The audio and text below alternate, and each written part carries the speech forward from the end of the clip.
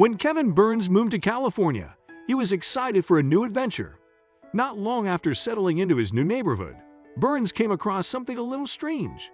There was an older woman who owned a house across the street from him, but instead of living inside the house, she lived in her car. He couldn't understand why she would do this when her house was right there.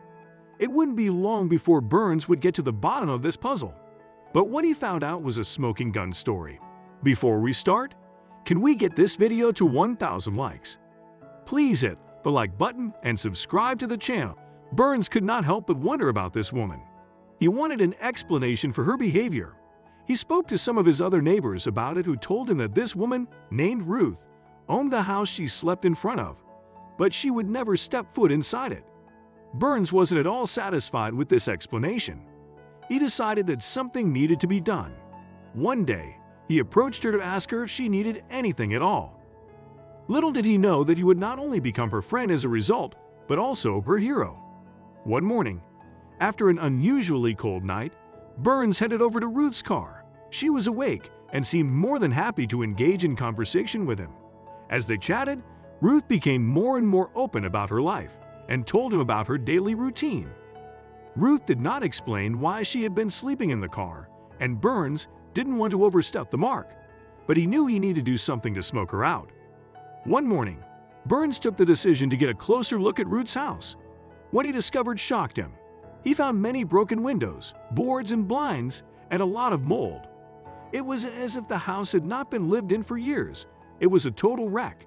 It was a day like any other. Kevin Burns was on his way over to Ruth's car to have their daily chat. However, when he arrived, he found his friend in tears. When Burns asked her what was wrong, Ruth couldn't answer. She was frantically looking for something among the many plastic bags that she had in her car.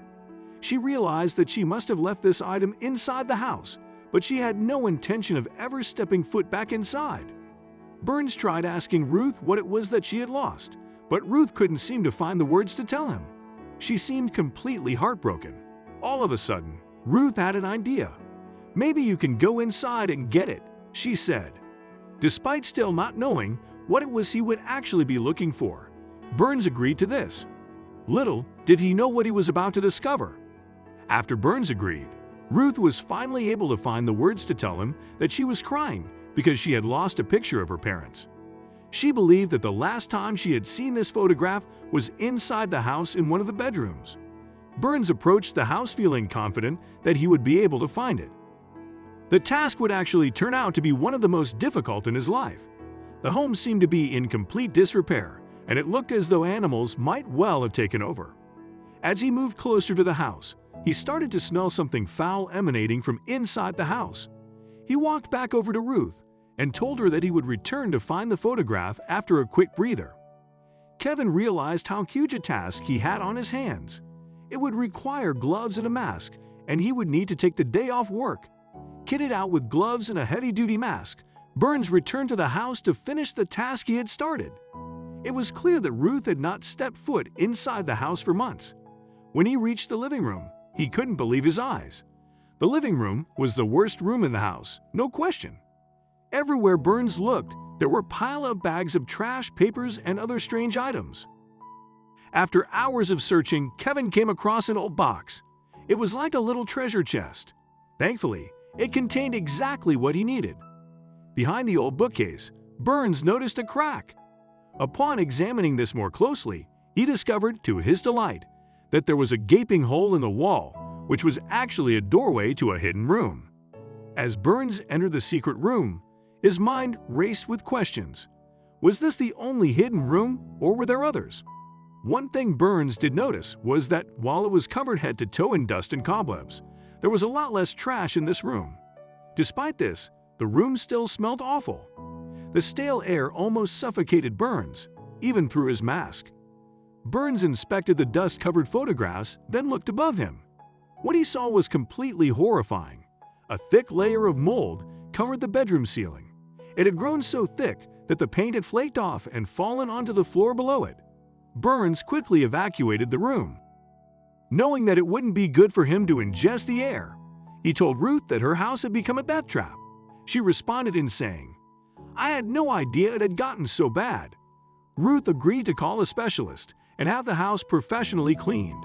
However, Burns and Ruth's story was not over yet. The worst was yet to come. Ruth would soon need her neighbor more than ever. Burns decided against telling Ruth that he had discovered the secret room. He wanted to wait until the specialist arrived. The specialist explained to Ruth and Kevin that the mold was so dire that they wouldn't be able to touch it.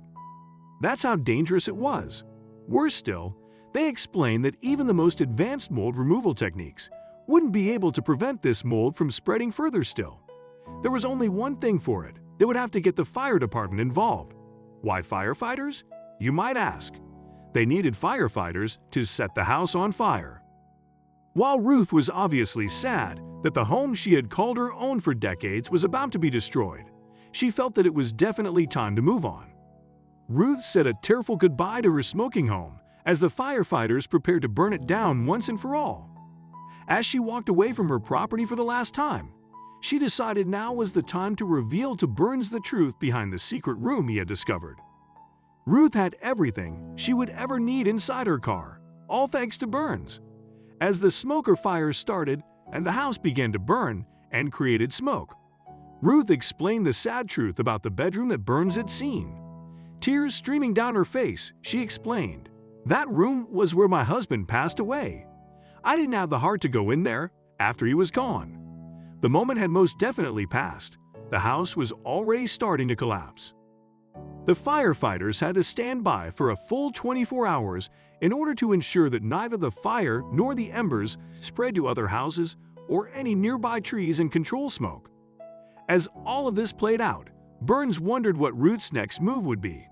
As the decades had passed, following the untimely death of her husband, Ruth had turned to hoarding to distract her. Ruth felt that she was far too old to start a new life. Where would she go? What would she do? Would she live out the rest of her days in her car? Burns had a better idea. With the help of his friends, he found a nearby community for senior citizens where she could go and get the help that she needed. The community was more than happy to accommodate Ruth. She was still suffering immensely from the death of her husband, but up until this point, there hadn't been anyone with whom she could have talked to about it. This was about to change, however. There were plenty of people living in the community who could help her to deal with her grief properly. Ruth's life had finally been transformed. She had gone from living alone in a car to having a proper roof over her head and people all around her. Kevin's curiosity and kind-hearted nature had changed Ruth's life forever. If he hadn't followed his instincts, all of this would never have happened. Ruth owed her newfound happiness to him. She would never forget that.